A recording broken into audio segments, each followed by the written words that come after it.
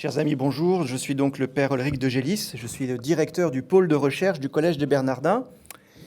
Et je contribue aussi aux travaux, en tout cas j'ai la joie de contribuer aussi aux travaux de la chaire de recherche de ce collège, consacrée, comme vous le savez, à Laudato Si pour une nouvelle exploration de la Terre.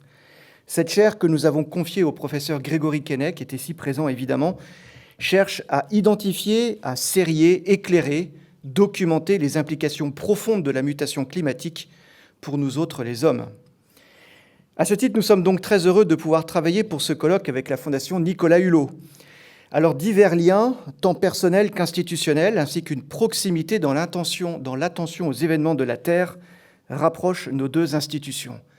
Je profite aussi pour remercier dès maintenant Kevin Puisieux et Frédéric Louzeau qui ont abondamment travaillé à l'élaboration scientifique de cette journée.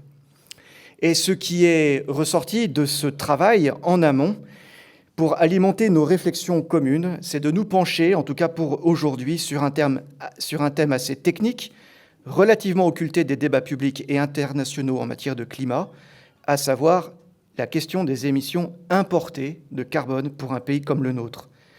On estime aujourd'hui, vous le savez sans doute, qu'à peu près 50% des émissions de carbone de la France sont émises à l'étranger et de ce fait ne sont pas comptabilisées dans le débat public. Réduire l'empreinte globale, réduire ces émissions importées de carbone, c'est un enjeu crucial pour la résolution de la crise climatique. Mais cela suppose d'interroger en grande profondeur nos repères, nos modes de vie, bref, notre être au monde, c'est-à-dire la façon dont nous pensons, nous agissons, nous projetons et même nous sentons dans ce monde. L'encyclique du pape François, publiée en 2015 et qui inspire les travaux que nous menons dans la chaire au Collège des Bernardins, appelle à poser à un tel degré de profondeur cette interpellation de la terre et des pauvres. Comment donc repenser notre manière d'habiter ce monde ? Comment y dessiner les nouvelles voies d'un progrès ou d'un développement moins carboné, développement sans doute imprégné de la conviction que désormais, moins c'est plus, pour reprendre les mots du pape François dans son encyclique. Comment donc nous déplacer, comment nous habiller, comment compter ou mesurer aussi l'efficience de nos actions économiques et la fécondité de nos ressources.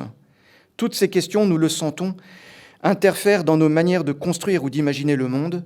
Elles revêtent, à l'heure de la mutation climatique, une importance toute particulière et elles se trouvent engagées dans les réflexions que nous allons mener aujourd'hui.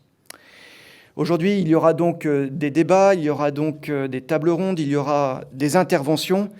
Il y aura aussi la possibilité de nous rencontrer, ce qui est, j'estime en tout cas, extrêmement important à l'heure où nous sortons à peine d'un moment de pandémie, où nous étions cloîtrés les uns à côté des autres. Et ce lieu du collège, admirable par son architecture, est aussi peut-être l'occasion de nous rendre compte que nature, culture, l'action des hommes et l'action peut-être aussi d'une grande transcendance ne sont pas en opposition, mais puissent être en union les uns avec les autres.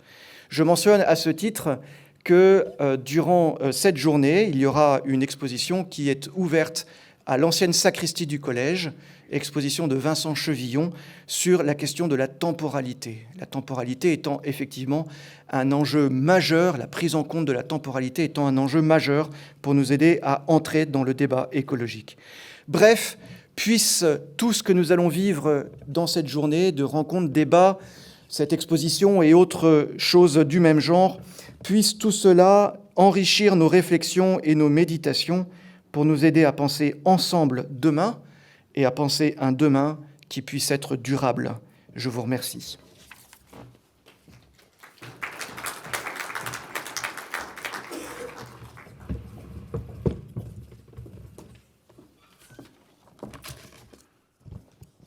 Bonjour à tous, je souhaite tout d'abord vous remercier, vous tous qui êtes parmi nous, avec nous aujourd'hui, après 18 mois passés derrière nos écrans d'ordinateur, qu'il est agréable de se voir enfin en vrai.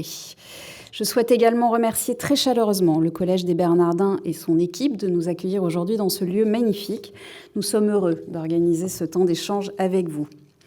Alors cette journée, elle est d'abord née d'une rencontre entre Nicolas Hulot, qui n'est pas là aujourd'hui, mais qui est très heureux que ce colloque puisse avoir lieu, entre Nicolas et le père Frédéric Louzeau, autour de la COP 21 à Paris. Elle est aussi le fruit d'un questionnement commun entre les équipes de la Fondation et les équipes du Collège des Bernardins, un questionnement autour de la raison d'être de notre économie et de ses acteurs. Elle est enfin un moment important pour le think tank de la Fondation. Ceux d'entre vous qui le connaissent le savent, ce think tank a été très actif en 2021. Il est pour nous très important car il nous aide à contribuer à formaliser ce qui pourrait être un quinquennat de transformation écologique et sociale.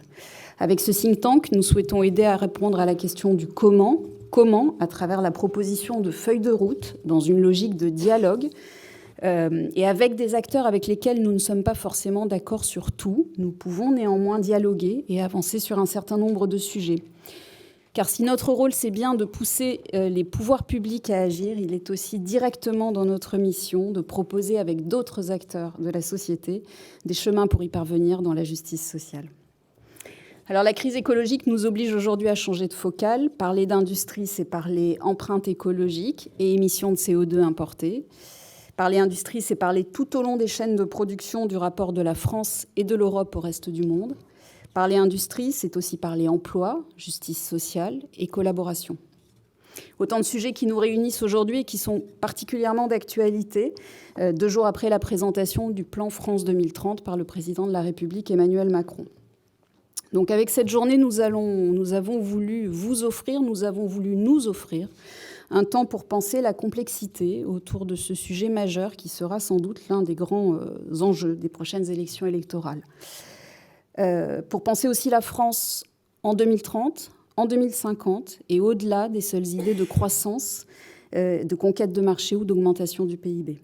Pour ce faire, nous avons la chance d'être entourés aujourd'hui d'intervenants de très haut niveau et je les remercie très chaleureusement d'être à nos côtés aujourd'hui. Et je vous souhaite à tous une bonne journée de réflexion et d'échange.